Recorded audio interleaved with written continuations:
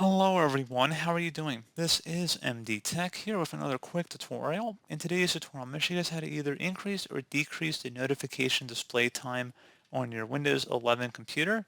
So this should hopefully be a pretty straightforward process, guys. And without further ado, let's go ahead and jump straight into it. So all you have to do is open up the search menu, type in settings. Best result should come back with settings. Go ahead and open that up.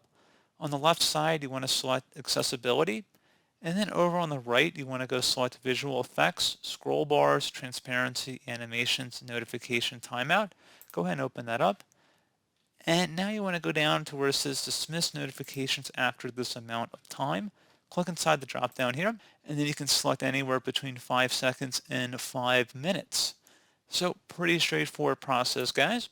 Do hope that I was able to help you out, and I do look forward to catching you all in the next tutorial. Goodbye.